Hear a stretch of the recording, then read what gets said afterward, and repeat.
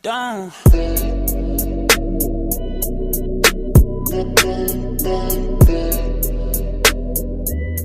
What's going on, guys?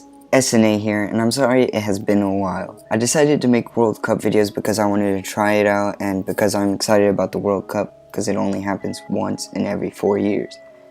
The reason why I didn't upload the past week and a half is because I was staying at a friend's house in downtown Houston and I was busy shadowing a doctor, so I wasn't able to work on a video and get gameplay for you guys. Alright guys, so before I begin today's video, I just want to thank you all for all the support I've had and how we are almost at 800 subscribers.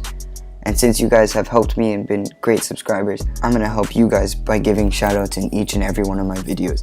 So if you want a shout out, just make sure you like this video, you subscribe, and you comment down below, and make sure you keep checking the videos just in case your shout out pops up and stuff.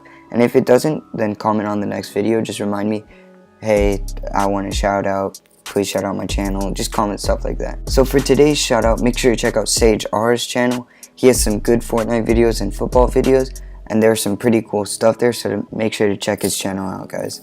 Also, before I begin the ongoing story of Season 4 in The Visitor, I just wanted to mention these changes and how they might be future challenges, maybe in the Battle Pass or not.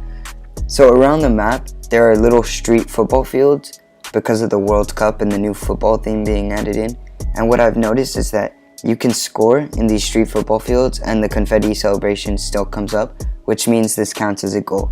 So for a future challenge, this could possibly be score a goal in 3 or 5 different locations, or it could just be score 5 goals in general. And if this does become a challenge, the areas you can score are in Pleasant Park, the new stadium, the old indoor stadium, Fatal Fields, Flush Factory, and Containers.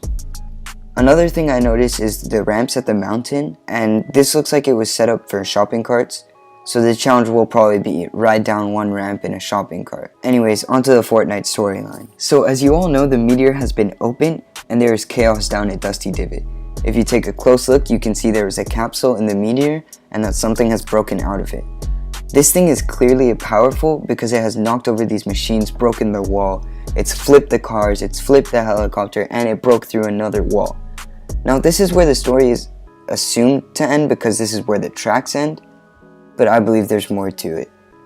So if you didn't know yet, the thing that broke out is supposedly the blockbuster skin, The Visitor, and you can tell this because of the week 7 loading screen. You see the Visitor skin leaving the capsule, showing he was the one who left the tracks.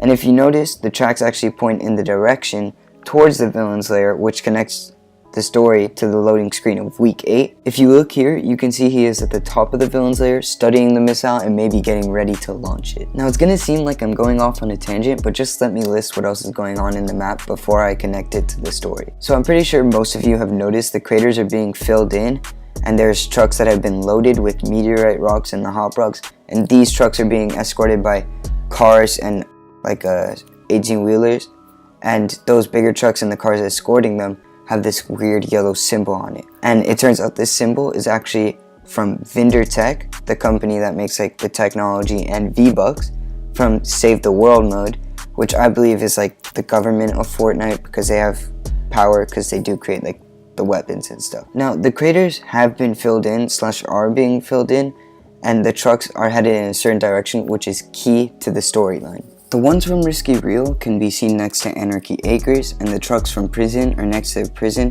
but are on the road headed west. The ones from Tilted Towers are next to Snobby Shores, and the ones from Fatal Field are on the bridge headed west. Just like the tracks at Dusty Divot, all the trucks are actually headed towards the villain's lair. And if you look in the villain's lair, he has some of the meteorite rocks, and the empty pool is full of hop rocks. Now I don't think the government is giving him the rocks because it doesn't make sense for the government to give it to someone evil.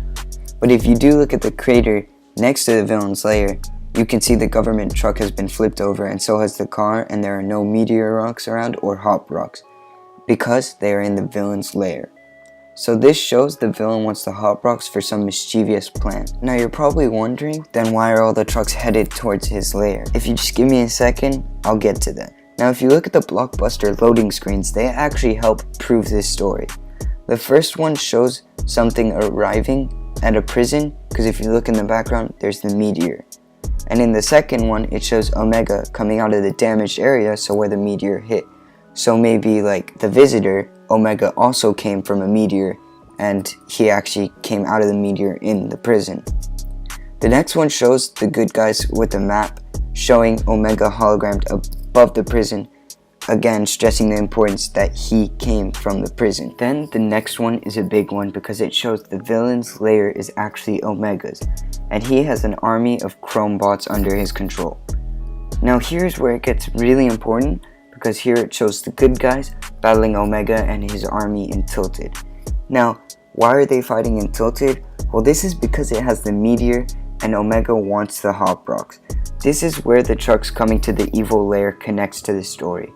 In the one before, it shows Omega controlling the bots, so the story going on is Omega and his army are going and stealing the Hop Rocks from each meteor location, which is why the meteors have been filled in, so clearly Omega is gathering all these materials for his mischievous plan, which probably includes the missile. Now, the next week is weird because it shows it's actually just a movie set, and they're all being friendly because you see the Valor skin sitting there talking to the Omega skin. But notice in the background, you could see the villain's lair. Now, if you go to Risky Reels, the sign always has an important message. Like last time it said something like made in Moisty Myers, and that was to show there was a movie set in Moisty Myers and that movie set was connected with Risky Reels in some way. Well, now it says, for one, the beautiful game, which is something they say for football because the World Cup, and it says nothing but net, which is a basketball saying because the NBA Finals just happened. And the third one is a mirror of lies. Now this can be seen in two different ways. A mirror means a reflection,